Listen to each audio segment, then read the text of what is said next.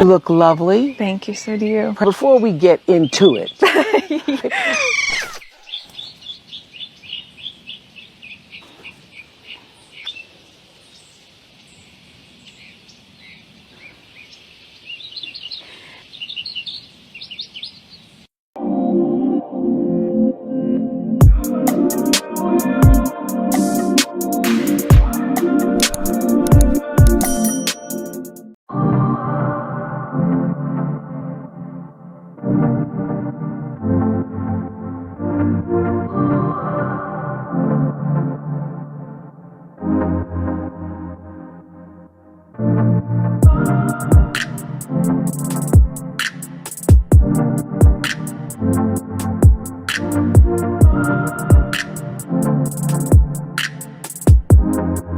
Hello, beautiful people of the internet. It is me, of course, the one and only Bars, Haviland X, or just Haviland, if you will. Welcome back to the most entertaining side of the internet, which is, of course, my YouTube channel. I mean, what can I say? I'm an entertaining person, so the most entertaining side is, of course, over here on my YouTube channel. Ooh, I'm spilling my tea everywhere. Welcome to my video. I'm very excited about today's video. Of course, I always say that. Today, I'm going to be talking about Harry and Meghan Markle and that whole debacle going on with that situation. So in honor of that, I actually have some tea today, you know, trying to channel my British side. I don't have one. But yeah, I have a London fog actually from Starbucks. How fitting, right? Yeah, doing it like the Brits do, some tea with milk. It's very good actually. But yeah, so I'm going to be sipping my tea while I give y'all the tea and my opinion on this whole situation. Yeah, I'm very excited. So let's get into it. Oh, first I wanted to say my hair. So I don't know if you saw my previous video.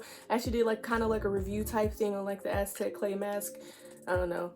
But I mentioned I was gonna put my hair in butterfly locks, and I did. This is the first time I've actually done them. Usually I do knotless braids, which is very easy for me. And I decided to try this for the first time, and I'm very pleasantly surprised with how it came out. So yeah, one style I cannot do for the life of me is passion twists. I don't know if anybody else has that problem, but I can't do them. But this actually turned out good, so I'm very pleased. I'm just babbling on. Let's get into the video. You know, before I get into the nitty gritty of things, all the meat and potatoes, if you will. Oh, that is so cringy. Why did I say that? But until I get into the real tea, I wanted to just briefly say when I first saw the interview, I was like, wow, I love the vibes. I love that they're outside in like a garden type situation, and it's like formal, but it's also very casual, and I love that. And Meghan Markle herself, she looks so beautiful. She's radiating, she's pregnant, she has that pregnancy glow. I just thought the whole thing was good vibes, positive vibes, great vibrations. I'm really into that sort of thing. And so right when I watched the video, I was at ease, and I was like, okay, this is going to be good. It seems like a safe space for her to safely tell her story, and it was very that, and I just enjoyed the energy of the whole video. So I just wanted to say that. But yeah, let's get into some of the real points that I wanted to talk about. So first off, you know, what do we as Americans really know about Britain and the royals and royalty in general? That is the first question I wanted to pose. And Meghan actually, she talked about this in the interview, and I was like, that is so true, because as an American, we don't really have royalty. I mean, we have the president. That's the closest we get. But when I think of royalty, I think of like fairy tales and unicorns. And when I think of Britain, I think of One Direction. Like, I have no idea what that realm is like.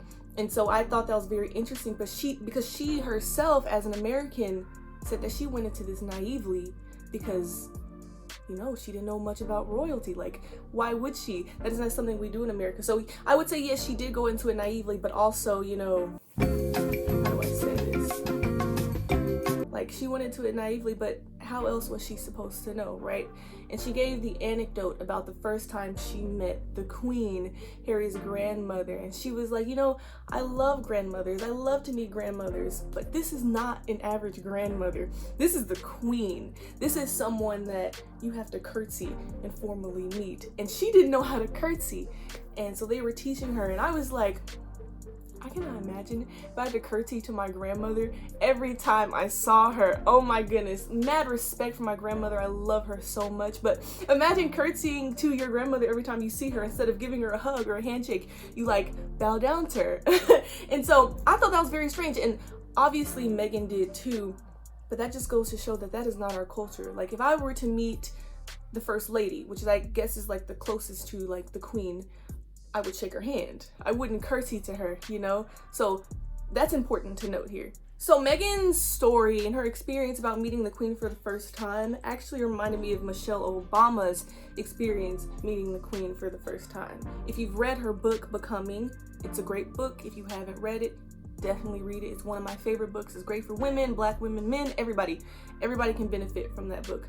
But in that book, she also gave an anecdote about the time she met the queen. And I don't remember exactly. I read the book a long time ago, about a year ago. But I think she extended her hand, or she might have touched the queen, or she didn't curtsy. And people were like, what are you doing? And you know, it makes me think, someone as well educated as Michelle Obama, someone who's attended Harvard, who's the first lady, wasn't even aware that you're supposed to curtsy to the queen. Like, I wouldn't know that either. That just goes to show the huge cultural difference here. So when Meghan talks about going into this whole experience naively, I think that's a part of it, yes, but I mean, how else are you supposed to know? Like, you weren't raised in that environment. How do you know what you don't know? And yeah. So there are so many points that I want to make about this interview, and I of course will get into those, but I firstly wanted to talk about the biggest one. This is the one I've seen in the most headlines. It is the most shocking, I think, without a doubt. And that is the conversation about baby Archie's skin tone. Before he was born, there's apparently conversations about how dark his skin tone would be. This was between Harry and someone of the institution. He didn't say who. I presume it's his father, but there's no way of knowing. But before I get too into it, I just wanted to say, when Meghan said this point, Oprah was like, what?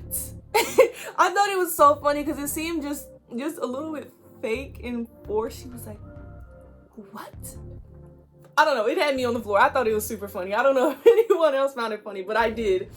But yeah, let's get into it. So first of all, let me start by saying this. It does not matter what skin tone this baby would be. It does not matter. He could be black as night, he could be white as day. It doesn't matter. That does not define his capabilities or who he is as a person, or that does not mean that his birthright should be taken away. This should not even be a conversation. The fact that this conversation had been even happening is racist within itself, and there's no other way to spin that. But what really got me about this is that Meghan Markle is a white passing woman. I know a lot of people, I've seen it on comments on Instagram, on Twitter, everywhere, that people actually didn't know that Meghan was black, that she is half black, that she is a phenotypically black mother. People don't know that because when you look at her, she looks like a white woman. She keeps her hair straight. You never see her curls. So yeah, she's very white passing.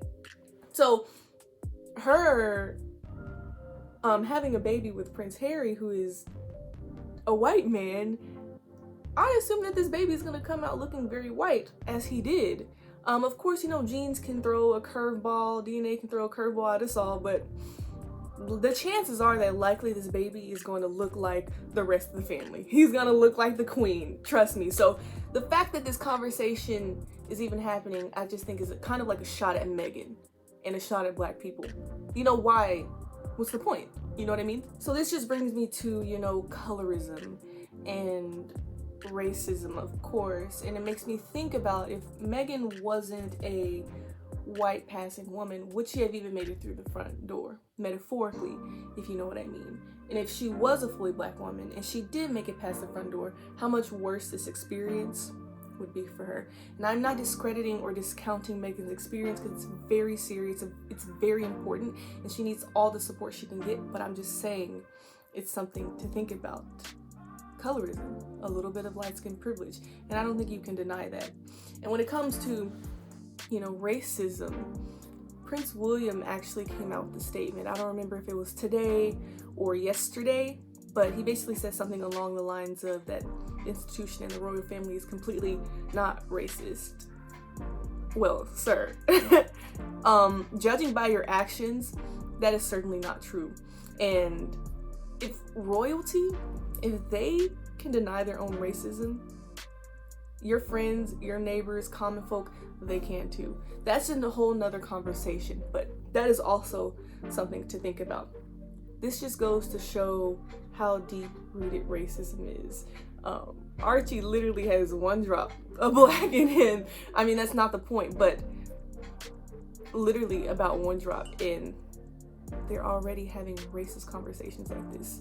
But that gives you no right to take away his birthright. It doesn't matter how dark he is. So now for my next point, I wanted to talk about, mental health and Meghan's struggle with that. What she mentioned in the interview. I'm so happy that she is so transparent about it and she's able to speak freely about it, because mental health issues and things surrounding that is still kind of a taboo subject. And I don't know why. I don't know why it's taboo that people need help and they're willing to say that. But literally, Meghan's experience shows what we mean when we say protect Black women. I find it so crazy that the media and the tabloids bullied her to the point of almost being suicidal. Of being suicidal. I think that is absolutely crazy.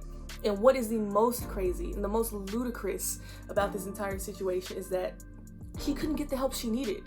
She is literally a princess. She is married to a prince, senior royalty, and she can't get the help she needs. They said that they went to the institution many times and she could not get the help that she needed. One thing they said to her is that because she's not a paid employee of the institution, she can't get the help she needs. What? Whoa. Like, when I heard that, I was like, how does that even make any sense? What are you talking about? She is powerful. It's almost like they have all the power and no power at all. How are you a princess and you can't get the mental help you need? That is so sad. And I don't like how they put optics over someone's mental health, someone who is your family. I don't like that at all. And I especially feel for Black women, because I am a Black woman. And I don't like when we are being targeted in this country, or not in this country, in this world, and we're being denied the help that we need and deserve. We are strong. Meghan is strong. And I just wanted to say too, a lot of us deal with mental health, especially living while Black, especially in this country, but all around the world. It's like we're being targeted, and a lot of us experience mental health. And I find it so strange that if I needed help, I could go find it, but Meghan, a duchess, cannot. That speaks volumes. So going more off the point of them being a prince and a princess and literally almost having no power, they were also cut off financially, and we're gonna get into that. But I wanted to say that I really admire Harry. I admire him as a father, as a husband, as a leader, as a humanitarian, as a lot of things. And seeing him in this interview, we don't really get to see a lot of that, because like they said, they don't have a lot of freedom to speak and to do things like this interview. So it was very interesting to see him in this light, see him talk, because I don't really get to see that, and I thought it was quite amazing. But the fact that they were cut off financially by doing right by their family, I think it's absolutely crazy. Why would you do that when they're such at a vulnerable point? You don't do anything to help them, don't give them any support, and then you cut them off financially, and then you take their security away while they're at their most vulnerable state. That is disrespectful, and that is not loving, and that is not your family. And right when I heard that, I was like, I'm so glad y'all left. So cutting someone off financially is one thing, but literally taking away their security and compromising their safety, compromising your grandson's safety, your nephew's safety, your brother's safety. Why would you do that? And so when she talked about Tyler Perry gave them a place to stay and provided them with security, I was like, that is absolutely ridiculous. Mad respect for Tyler Perry, and I have a new respect for him. I always have respected him, but a new respect for him for doing that.